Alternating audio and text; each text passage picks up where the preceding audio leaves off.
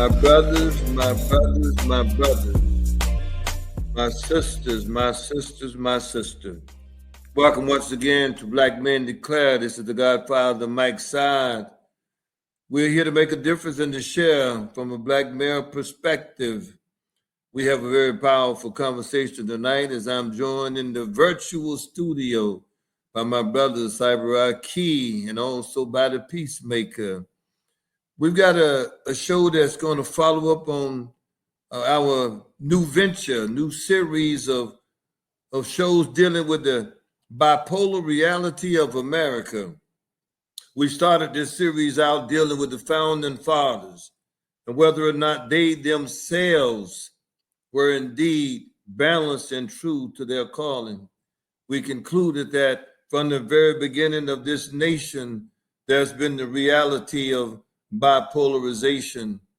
From there, we had to identify and examine the difference between morality and religion, where we concluded that religion is a man-made phenomenon, which allows us to fall into certain forms of beliefs and habits that may be beneficial and edifying to ourselves, but detrimental to the development of mankind as a whole. Thereafter, we dealt with democracy, concluding that while we live in what's called a democracy for most black folks in America has anything but that. We know that we theoretically were protected by the republic, not the Republicans, but by the republic, where structures come together as political parties in this country, Democratic and Republican. But we know even from there, we could not find shelter. And so tonight, we want to deal with that which really drove the creation of our present here in the first place, capitalism. This is going to be an exciting discussion because we know we live in an age and time where there are so many that think, feel, and believe that just because we're no longer dealing with the full frontal attack of slavery, that everything should be A-OK. But I want to share with you tonight, everything is not A-OK because we're dealing with a almost 250-year deficit. And when you look at the whole concept of capitalism, it's very difficult for people as a collective to ever catch up with the majority group. And so we want to dive into that tonight and what it means and what it has mean in the past of not having access to capital, not being able to leverage that which has been leveraged by others based on the fact that we were never given the same type of opportunity to invest, to borrow, to obtain, to attract, and even to be given. Yes, to be forgiven. One of the very, I would say, demonic activities of coming out of slavery was the fact that there were slave owners who were provided reparations for giving up their slaves and allowing their slaves to go free. So yes, we'll even have a moment to touch upon, can we quantify what would a reparation package be if we were able to come to agreement and say we must pay the descendants of American slaves, we must pay their descendants reparations for what was lost to them over these past 250 years that were lost, and over these more than 400 years plus that we've been here in these United States of America. So welcome, my brother Cyber Key, as we venture upon this conversation tonight. What is it on your heart? What is it that's in your spirit that you like to just start off with as an opening comments on this concept of capitalism in this bipolar America? Peace to my brothers, my colleagues in this bright fight for truth, freedom, justice, and equality.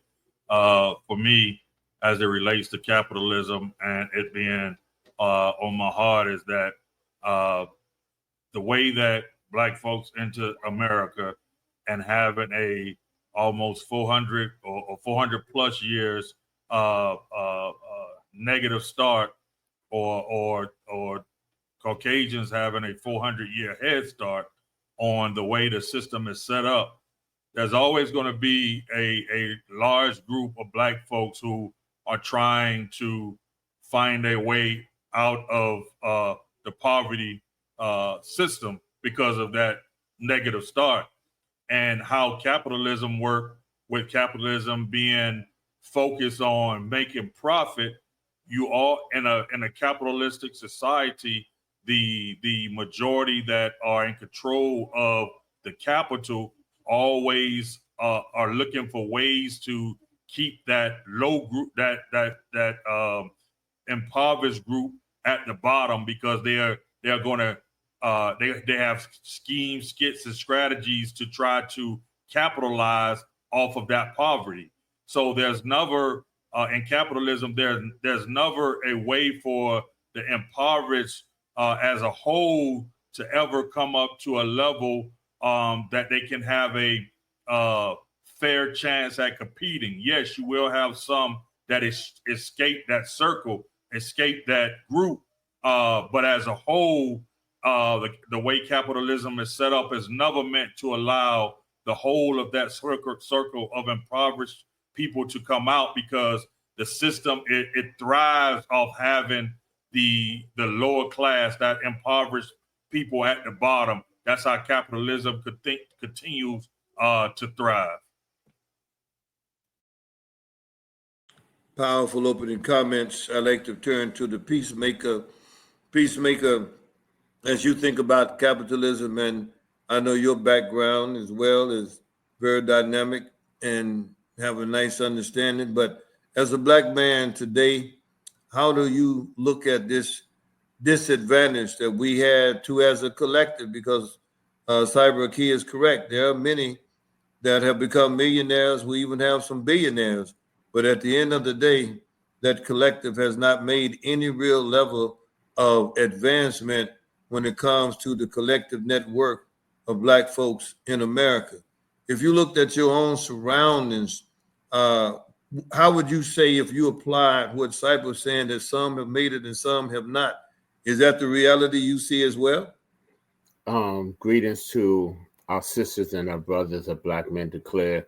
Yes, Godfather, I totally agree. I think when you look at what our forefathers, or what the forefathers initially, they wanted a socialism type of environment, and they ended up, after all these years, becoming more capitalism. When we look at socialism, we see that it is a gathering, or it is about the whole being equal, that everyone is treated the same, everyone receives the same, and everybody is looked out as the same. But because we live in a capitalistic society here in the United States, it seems like it is now just the 1 or 2% of the United States that are gaining, and everyone else is falling behind. When you look at, I see in my own society, in my own neighborhood, where there are the haves and the have-nots, and that gap is increasingly widening each year. There are more people who don't have, and those who do have saying, you should be able to come and do what we have, or they come and say, just be happy with what you have. So I think when we talk about the bipolarism of the United States, I think the mindset was socialism, but we ended up with capitalism. Well, brother, some might challenge you on that the use of the word socialism, but socialism is exactly that which was applied when you think about how slavery was ended, and again reparations were divvied up to those white owners. And not only that, when you look at many of the great programs that occurred in America, be it the GI Bill, where people came back and they were given the opportunity to buy their homes because of segregated areas. Black GIs were not able to purchase home at the same level as those that were purchased by others. And so because of that, their ability to grow their net worth was not the same. They did not have the ability to grow their net worth, because if you buy a home that's $10,000 or $20,000 and someone else has one that's 40 or 50,000 working at the same place, and you have a growth in the economy or the price of homes of 10 or 12%, of course, the home with the higher value is going to have the greater overall appreciated value. So yes, that is a challenge when we think about that. So socialism is still applied today in this capitalistic society, although Europeans will try to say it's all about capitalism. Now I'm gonna give you a short version why I think, feel, and believe that we'll never have a golden opportunity as the Europeans. Capitalism, it means that you multiply capital. And for 250 years, Black people were legally denied capital, land, wages, credit, and other opportunities economically after emancipation. And systematically, we were blocked from compounding it through our home, through finances, through labor markets. And these policy choices made it very difficult, both public and corporately, to create the necessarily compounding return that would have allowed us to have any chance of catching up. Again, individually, we know and understand that you can achieve whatever you like to achieve in America if indeed you have the individual ability to be focused and you have talent and you are committed to your craft. But on a macro level, which is what we're speaking of during this series, it is literally impossible to fight all of the structural and systemic bigotry and racism that exists in order for us to pull ahead. Now, one of the areas that we seem to be bursting at the seams at these days is in the area of technology. And cyber, I know even you delve in this area quite often in the concept of technology. And we know what's taking place even with Michael Dell, Bill Gates, Fred Smith, Zuckerberg, so many others that made their mark. Mark Cuban, the former owner of the Lakers, I can't even remember his name at the moment. They made their opportunity. So many say, well, why don't you guys come up with some ideas and you could do the same? Do you have an ideal or a perspective or a vision on, is that the way we should focus our attention? Is maybe going after some technological breakthroughs to create more millionaires and billionaires for Black folks in America? And could that money be leveraged for us to achieve those things we need to get done as a community? In a utopia, I think that strategy is will be okay, but we're not living in one. And we see that with fan base, for example. Fan base is a application, social media application similar to Instagram, similar to Twitter, and the likes. But because he doesn't have the access to capital, and he has many barriers of entry to that market, it's hard for him to get his platform off the ground. Even when it goes to such a thing as things as evaluation. Who's doing the evaluation? Probably a bunch of older white men or white men in general that's going to do the evaluation. And we know how that goes. It's no different than your home and how they say that Black homes get a lower rating or a lower amount than white homes when they're going through and doing the inspections on your home. So it's the same. It's that same strategy. And again, when you don't have an opportunity to really create generational wealth, you have barriers of entry. You have ownership issues because you need capital. You go out to try to get capital. you have these long shot companies that's looking for black companies like ours to say, hey, we know you're struggling. We're going to give you this loan, and the loan, they charging 50, 60, 70% on that loan. And most of us really can't afford what we're getting. It may last for a while, but a lot of our businesses end up going into well, I guess they were not foreclosure, but going at, they end up taking over our business because we can't the loan, we can't pay back the loan. So, those type of things, it sounds good on paper. It really does. It say, oh, in America, you can get what you want to get, just work hard and, blah. But if you don't have the same barriers of entries or less barriers of entries that the folks that have been doing this for 400 years have, you're always going to find yourself at the mercy of those who have. Always.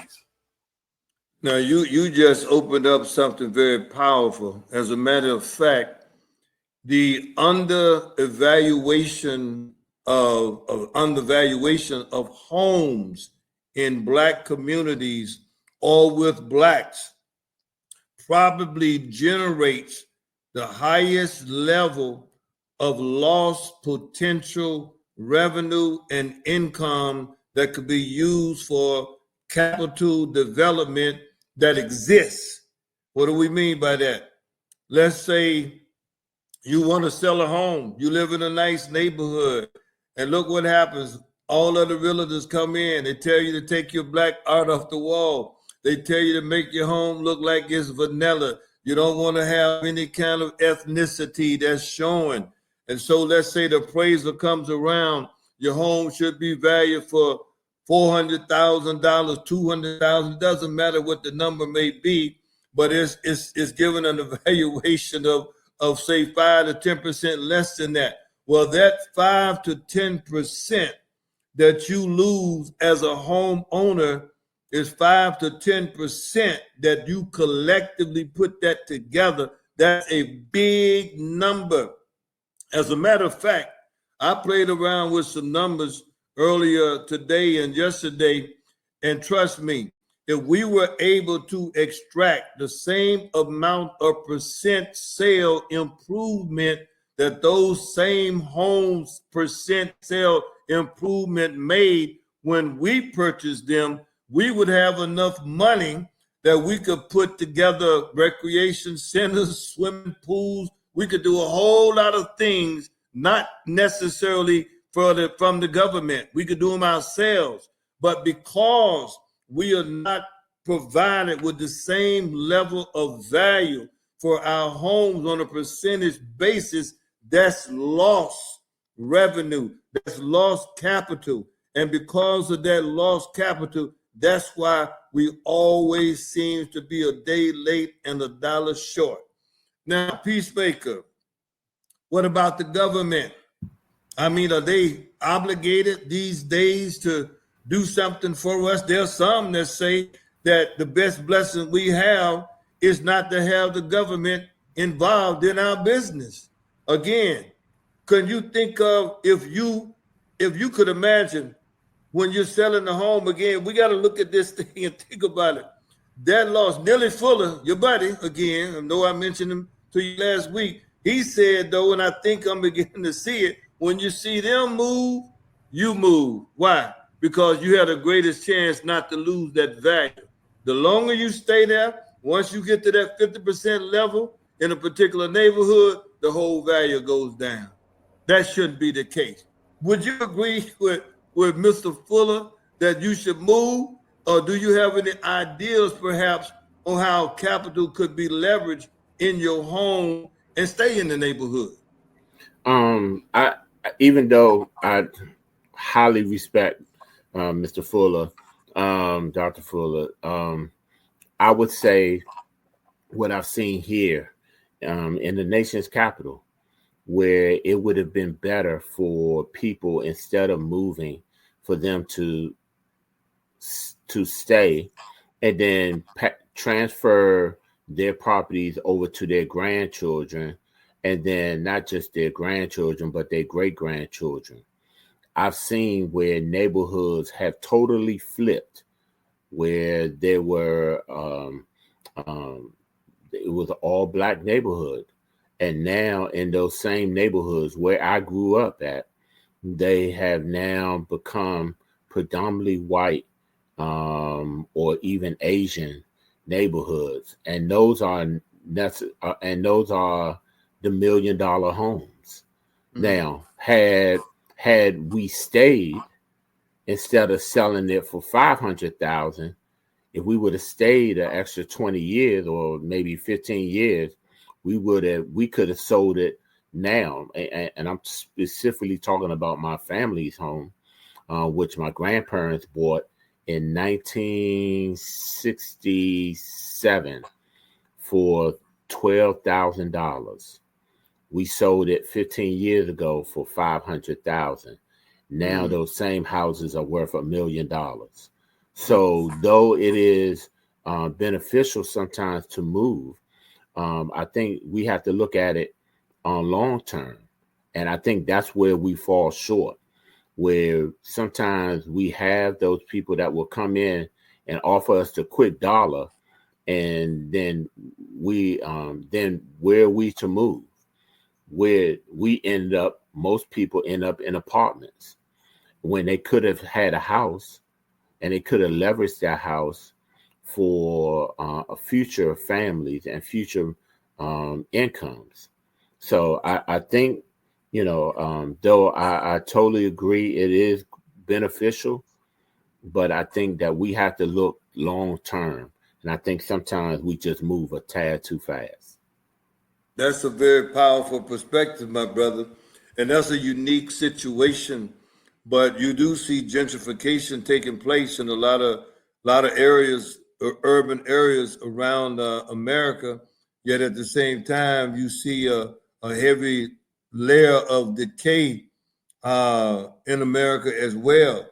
But man, DC, and probably there are a few other areas in America that would be similar examples.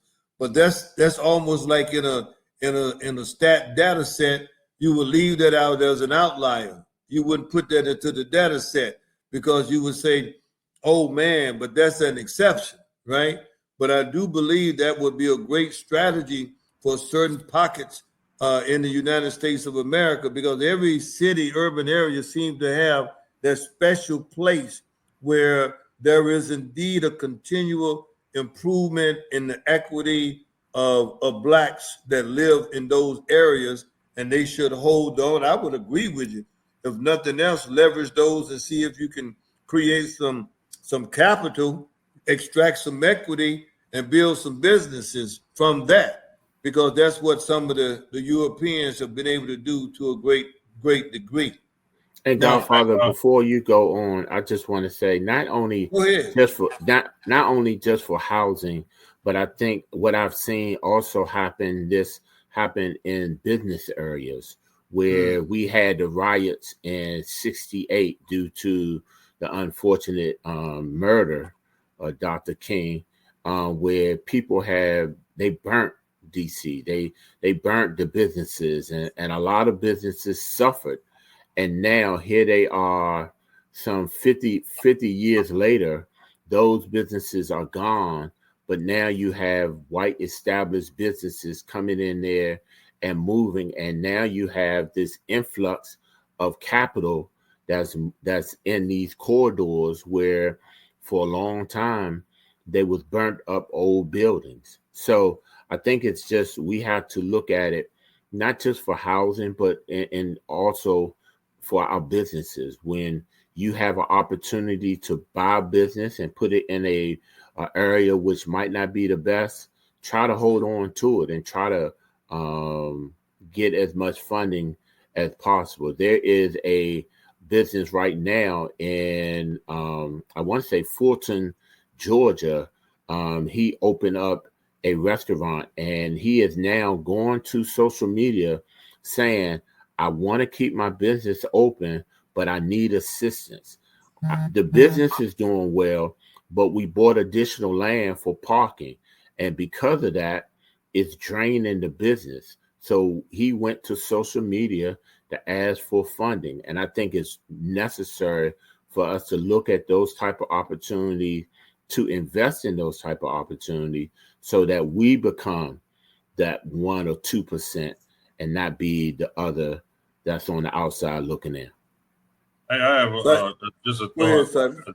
as it relates to this part of the conversation, because you know, I agree with my brother Peacemaker about leaving it to your children and your grandchildren, and I think the only issue is that even leaving it to them doesn't guarantee the influx of capital, and I think that's where the challenge is, because in my neighborhood where I grew up, the house is on to the grandkids now. The house is there, but unless someone in the family has escaped that poverty, fortunately that my family is one of those families, you know. But a lot of families around us, you know, their kids or grandkids have it, but it's still in a dilapidated state because they don't have access to the funds. Whereas we have remodeled the house, we have, you know, rebuilt it from a fire. We have done a lot of things to that house, and you see houses around us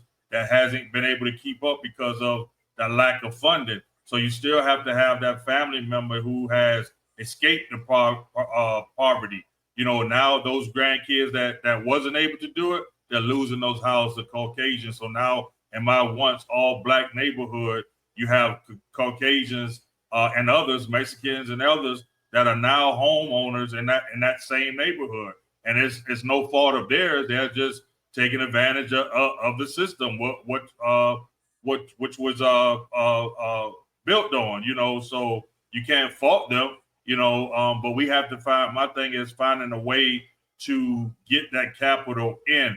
But again, if you decision makers in the city are not Black, or even if they are Black, because there's some Black decision makers in the city that have no heart as it relates to Black people and making sure money gets pushed down to the community. So it's on us as well as them. So I just wanted to add that piece to the conversation.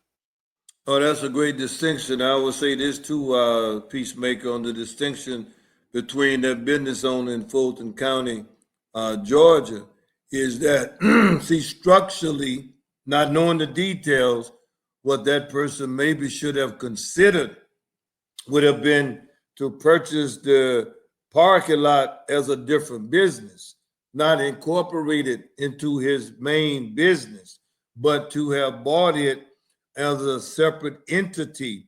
And then as a separate entity, if he could not hold on to it, it would not then impact his primary business operation. See, sometimes we have to also use use others. We have to pursue others that maybe before you make a deal like that, you go somewhere and say, hey, how can I purchase this area, this land for parking, but I want to keep it separate from my real money maker? And maybe somebody could have said, well, hey, here's how you do that. So we also have to seek some wisdom, knowledge, and understanding prior to doing some of these things. Now, we're talking about, really, brothers, I know you know this, the number one net worth asset we have is our homes. That's the number one for Black people in America, right? And it stands to reason that we are not too diversified as a group. You know, and that's understandable as well, because many of our people, we bought houses or land and we've stayed there and we've continued to improve, like Cyber Aki is sharing about in his area. I too, being from Detroit, have witnessed the same phenomenon, in that if you leave those areas and go back, if you have the money to actually invest, you can create additional capital. And from that additional capital, you could rehab those areas to the point, just like we see these young white folks coming in and in their effort to deploy gentrification. Another brother was telling me the other day, if I went back to where I grew up in Detroit, I would be highly surprised at seeing young white folks walking down those streets. And so given that reality, Cyber, what is it when you think about this whole concept again of capitalism and that which we were not afforded? That takes us over to this concept of reparations. What is it that makes it so difficult for whites living today to understand that if you looked at a typical income statement, that's a financial record snapshot of a business, and the highest line item in an income statement in most businesses is compensation and benefits. And it can range anywhere from a low of 10 to 15 to as much as 50%, depending on the industry. But what is it about this? I know, again, we speculated last week, but we have to speculate to have a conversation to get an understanding. Why is it so difficult for people to understand that reparations is simply paying back what is already owed? It's not like you going and you're getting something that we don't earn and deserve. We have every right as descendants of American slaves to expect to be paid for compensation denied. So you combine that with this home ownership or lack thereof, or the inability to be paid appropriately, it adds up to a whole lot of money. And if we were able to receive those reparations, what changes would you recommend in the Black community? That is a loaded question. And the first thing is, I think a lot of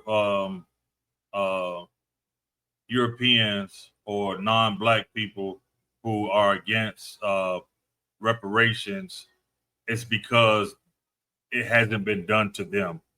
And it's like any of us. If something hasn't been done to you or your family, sometimes it's kind of hard to find empathy for the people who are on the other side of the table that the action is being done. Sometimes we'll say, that's bad, blah, blah, blah. But when it comes to money and it possibly changing that person's life, we get quiet because the first thing we say is, dang, they're going to be doing better than me if they get that money. And I truly believe the average white person, that's what's in their head. They're going to be doing better than me. Or, well, I don't really understand it. I don't think they deserve it because, that's a generation, three, four generation for some, two for some. I don't think they really deserve it, but it's only because it hasn't happened to them. And so they set their mind on those two things, and it's hard to maneuver or get them to see beyond those two things. And I think for Black folks, if reparation was to become a thing that we were to get it, you have to have the education, and the education about money and about resources. And I'm happy though that conversation has started with people like John Hope Bryan, like EYL, like Wall Street Trapper, like Chris Sand, like Aristotle Investment, Ian Dunlap. I mean, I could go on and on naming these young brothers, Charlemagne the God, that's talking about financial literacy, and because we are now talking about it within the Fed, and we got to understand, this is only in a short period of time. This financial boom in the Black community has only been since COVID, because we had a few months of downtime. People started really getting on social media, start voicing their thing, and it took off. It took off. That's one of those things that I believe the Creator designed for COVID, for situations just as that. because if it didn't happen, some of these folks would not be online talking about financial freedom, ways to invest. How do you invest in the stock market? Because they would have been off doing some other thing. But because they had that downtime, all of a sudden the idea came. And not only did it help us, but as it relates to others seeing it coming and can't stop it, they didn't see it coming. So they couldn't stop it. They couldn't stop that wave that started happening during COVID because they had no idea that it was coming in the Black community. Now it's everywhere. They just had an Invest Fest here in Atlanta, 25,000 people. 25,000 people. Magic Johnson was one of the speakers and some other people or whatever.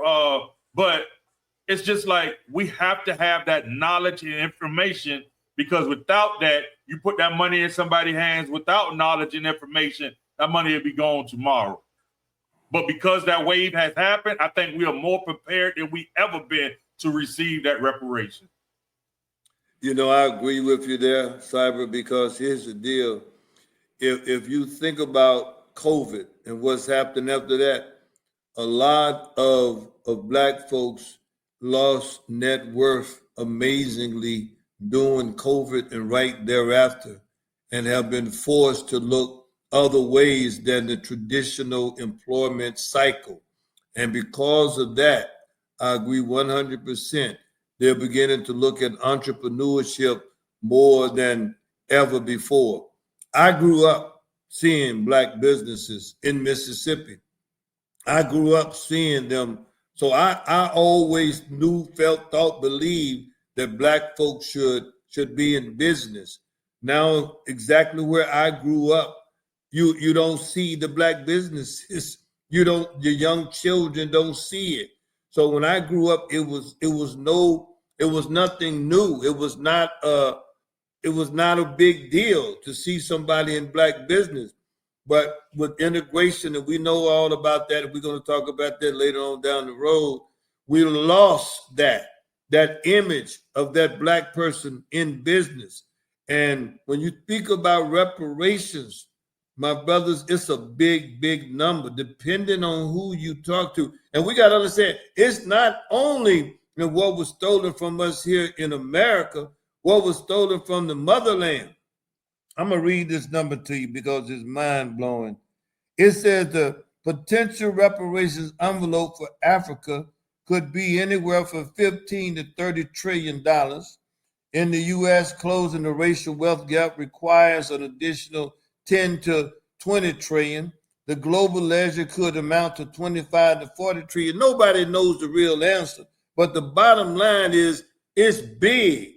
And with those kinds of numbers, even if it was half, look what you could do. You could put in all the recreational centers that you need to put in America, all the swimming pools, the baseball diamonds, the whatever recreational activity, the STEM programs. You could improve the quality of drinking water at the tap for people. I mean, you could do so much. So not only are we losing value when we sell our homes and move from one area to another, look at the lost wages and compensation over time, not only here. I believe a move is spiritually underway. And I believe that what we're seeing on a global basis right now, and what we're seeing with the fall of Babylon here in America, that the Creator is doing something. And it's going to be a change. It talks about, the transfer of wealth and all of that. And so many people scratch their heads and say they can't believe. Well, it's going to happen. Now, whether it happens in my lifetime, I'm older than you two brothers, or not, I believe we're going to see a significant transfer of wealth, just like we saw beginning in 1492 when that first lie was told, and we saw a tremendous transfer of wealth. It's happened once, it's going to happen again. But speaking philosophically for a moment, Peacemaker, share with me, if you were going to paint a picture of the future, if you were going to say, how would you, paint capitalism where we again, as Black folks, what changes would you make? Because we need to make some changes. I believe, at least, because some of the money that we're getting, some of these billionaires and millionaires the way they are deriving their richness. I'll be quite honest with you. We spoke about morality, last time. It doesn't hit my spirit correctly that we're making money in ways that yet still objectify our women and feminize our men. What changes do we have to make in how we handle our money, even for those that have made it? Yeah, I definitely believe that we have to look at the totality of what used to work. And what used to work is family. I think that we need to get back to a place where we had Black towns, where we had Black businesses be established, that we don't depend upon outsiders, but we look at what's within and see what we can do to make sure that we survive. And not only that we survive, but we thrive. It was interesting when I was listening to your question earlier, and I was saying what's holding back Caucasians or others from reparations, and I thought about it, and I attributed it to accountability. They don't want to be accountable for the injustices that they have created, and because of that, it will also make them look bad, feel bad, and then they're saying, okay, how can we even come up with such a large number? How could we even close up that gap? It just really seems impossible. But if I had to look towards a future, I would look towards a future where we had, similar to what Marcus Garvey spoke about, having our own societies, having our own cities. It's very funny, or it's very interesting that you now have these towns that are popping up in Iowa and Utah and Wyoming, that they're saying they're creating these all white towns. And I thought about that and I said, okay, if they're creating a town, why can't we create a town? Why can't we create our own states? Why can't we create our own hubs? And very similar to what we see in most urban cities. We see Chinatown, we see Little Italy. We need to come up with our own area where we look like each other, we support each other, and we look out for each other and bring about unity. But in totality, I would love for us to take a good portion of the country and create it where it just be all about people of color. Well, Cyber, you also, I believe, growing up in the South, had a chance to see, perhaps not as much, I don't know, to be quite honest, when you grew up, but in the neighborhood you mentioned and the people that are still there, perhaps you saw Black businesses, and I don't know. But have your experience as you travel these United States of America? I know you've had a chance to travel to many areas. Are you seeing in your travels any kind of increase in Black businesses or the discussion about developing Black businesses? I know you mentioned the conference that was here in the ATL, but what are you seeing? What are the brothers saying? You are the younger of the group. Is there new enthusiasm in the concept about capitalism? What's happening? Give us a quick education. Well, first of all, yes, in my neighborhood, I grew up knowing the stores were initially owned by all Black folks. There's still one Black convenience store in my neighborhood. Out of three of them, there's one. There used to be all three when I was growing up until around about 9 or 10, when Zeke and his brothers moved in. They were from Iran, and it was three brothers. They lived in the store. Started with one brother. He brought another brother in. They ran the store, lived in the store. Then the second brother went and got him a store. Then they brought the other brother over, and they repeated that cycle until each brother had their own store, And So I witnessed that process. That's how I learned how to do business with family. Actually, to be truthful, looking at the Iranians, because I was very close to them from my uncle and my grandmother. And Mr. Irvin, unfortunately, he died. He left the business to his son. His son had other ideas of what he wanted to do. Now that store is dilapidated. Me and my uncle are actually trying to get ownership of it now, but family's trying to hold on, but not doing anything with it. Shepherd Brothers is still around. He's making improvements. They just built an arena right across the street from Shepherd Brothers, so now he's getting more traffic, and the traffic is mixed crowd now. It's not just black folks. So hopefully he's able to sustain. But some of the other black businesses around, they sold their businesses when they built the arena because they gave them an offer they couldn't refuse for the land. So I did get to see that. But as it relates to younger folks, they're very enthused about entrepreneurship. I won't necessarily say capitalism because I really don't think they really grasp what capitalism is. It may sound good when they're making that money, when the business is actually doing good.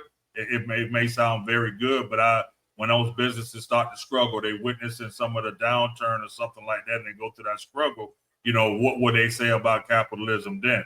Everybody who does capitalism when things are going good, say, oh, it's the best thing since sliced bread. But the minute that you run into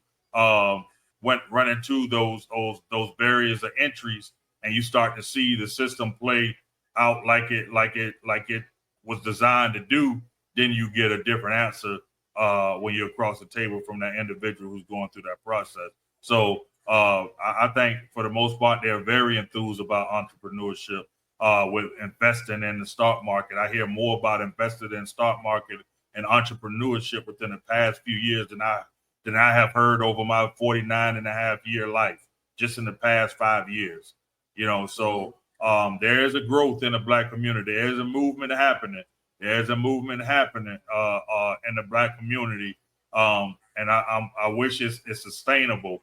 But until, like my brother just said, we have an area of our own that we're too dependent upon the American infrastructure. I said that in the previous episode. We are too dependent on the American infrastructure, and it's okay to be, that so-called melting pot, but we need something that like the Mexicans have. Mexicans come here, they love America, they represent America, but they love Mexico, even if they're not there.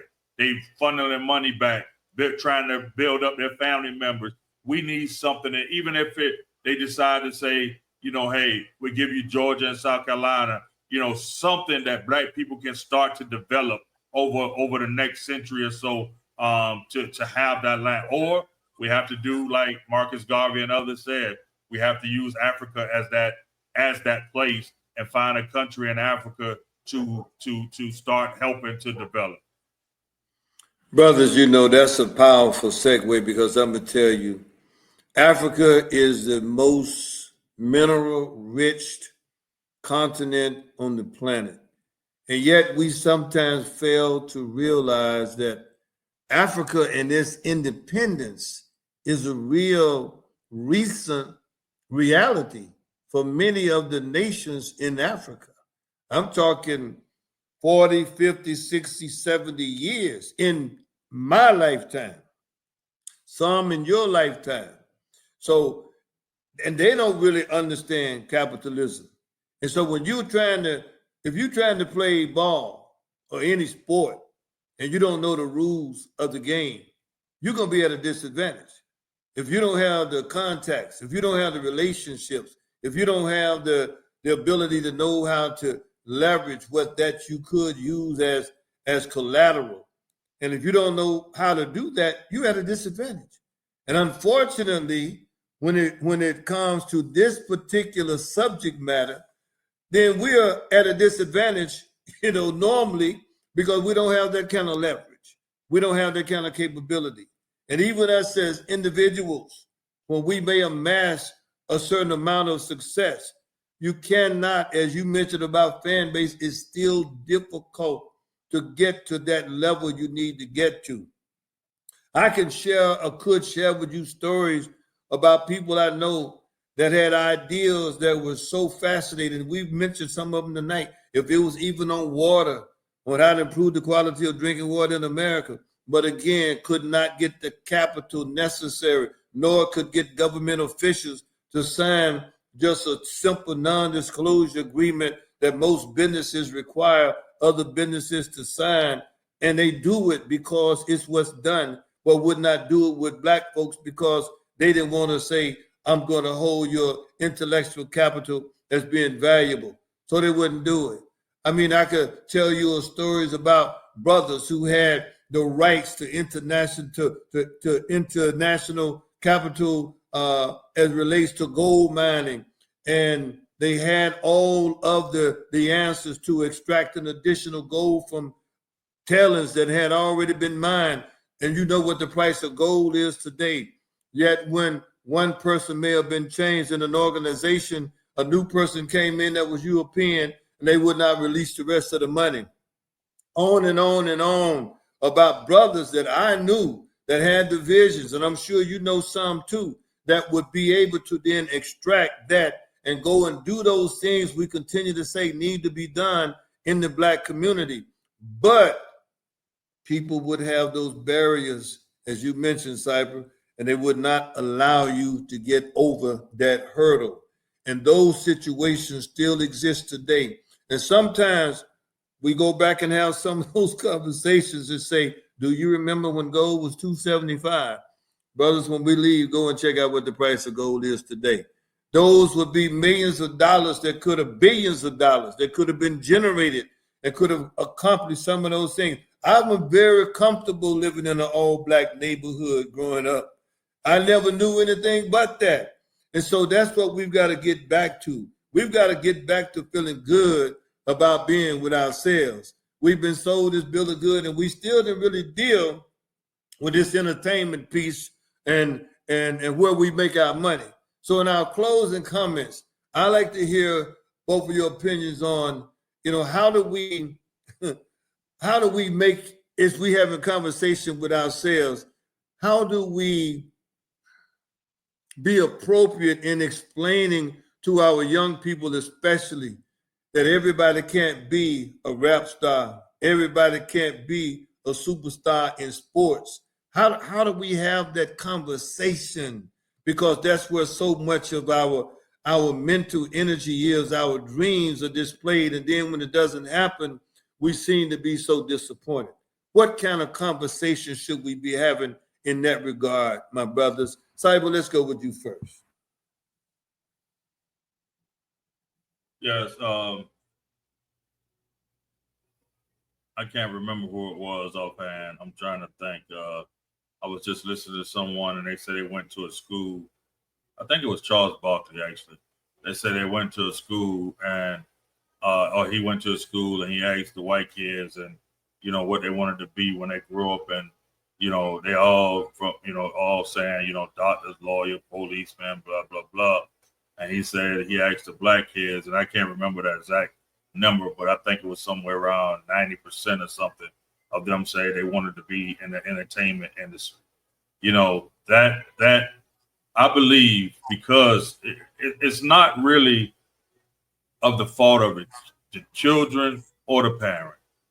It's that in our community, the access to wealth and closeness to power has always come through the entertainment industry.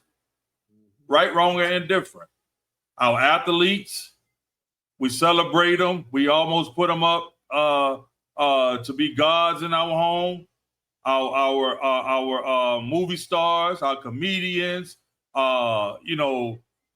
we celebrate them at such a high level, and the money that they are able to obtain, and then most of them, right, wrong, and different, when they got that money, we seen them on the big screen with the white superstars.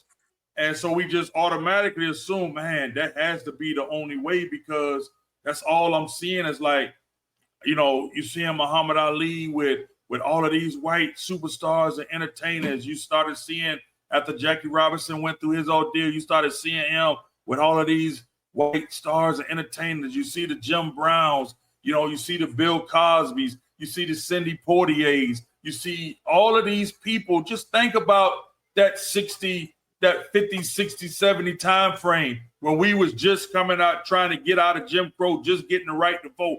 What did we see? All of our entertainers has access to power or being close to power and seemingly having a lot of money. Our singers, the James Browns, just think about that.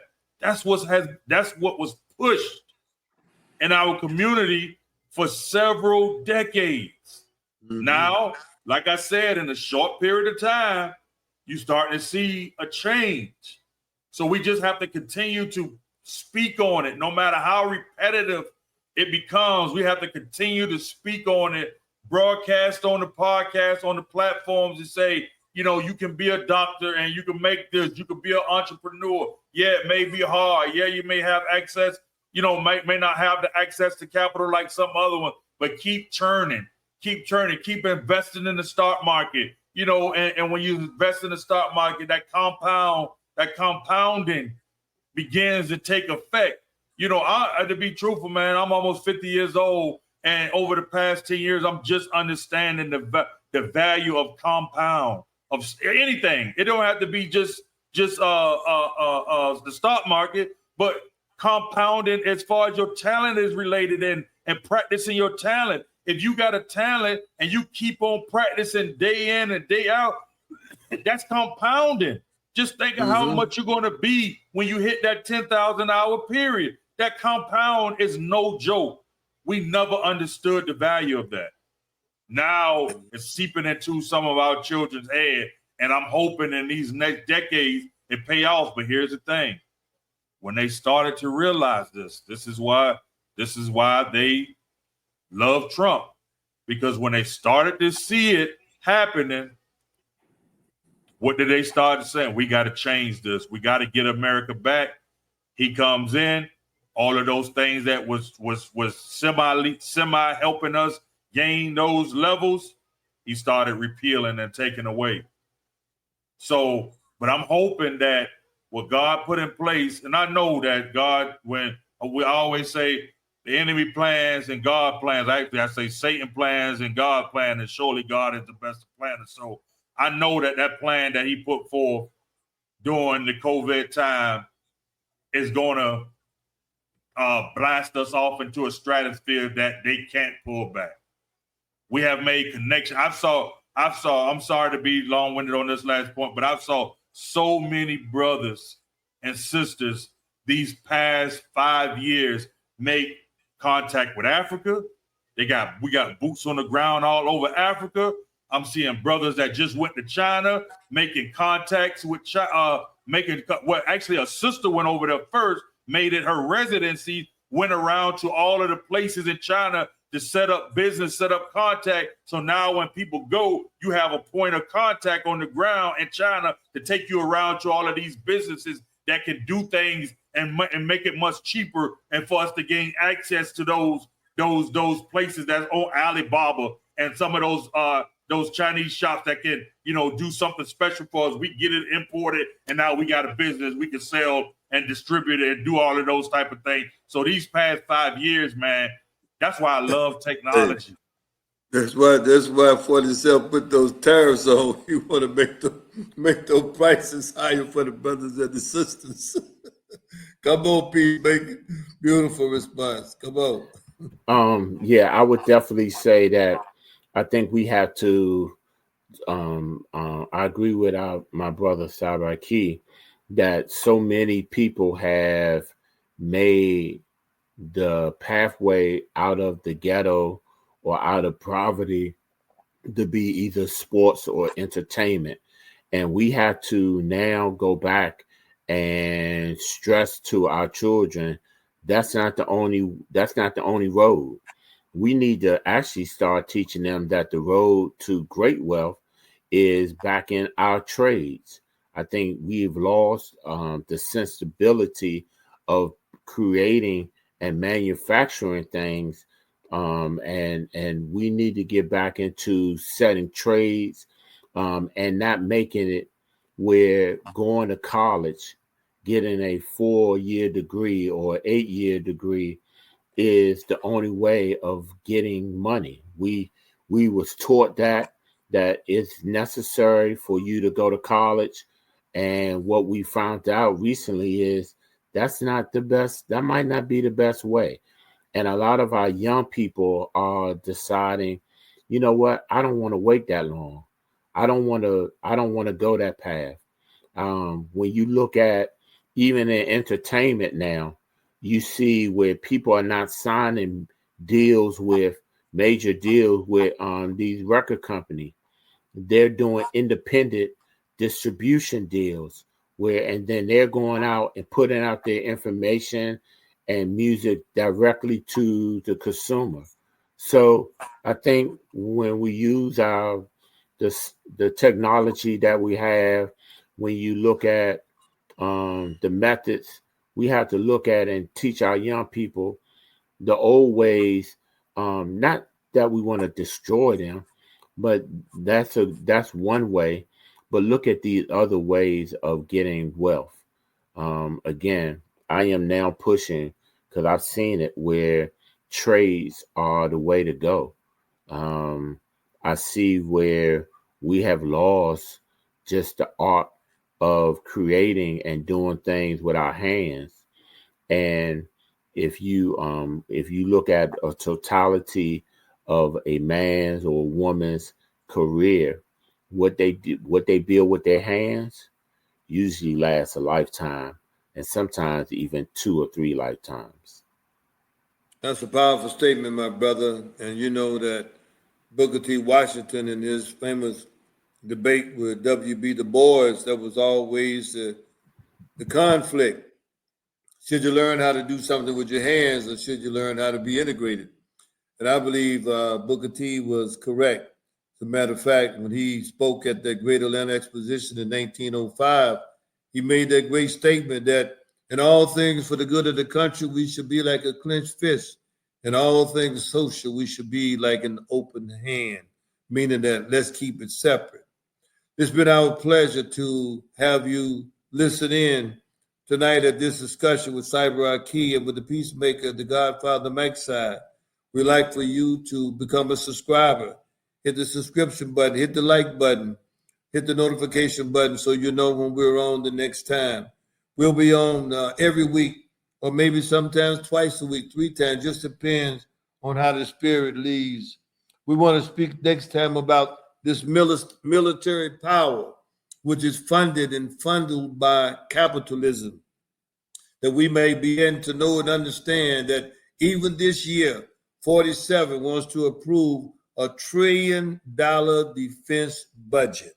And we have been able to see those things that have taken place in Ukraine, the amount of money spent there in support of Israel in this war against Gaza, where we are by default fighting 2 different wars right now around this globe. We must become more knowledgeable of all of these subject matters. And we are Black Men Declare. It's our goal, it's our objective, it's our purpose to bring you these perspectives and others. We know that we can't always provide the full overlay and a full detailed report, but we can say that if you would take this information, go do additional research and come up with your own conclusions. We're not saying that we are correct in everything we say, but we are saying now is the time for all of us to dig deep, to expand the existing base of knowledge. This is the Godfather, Mike Side, saying go in peace and in love.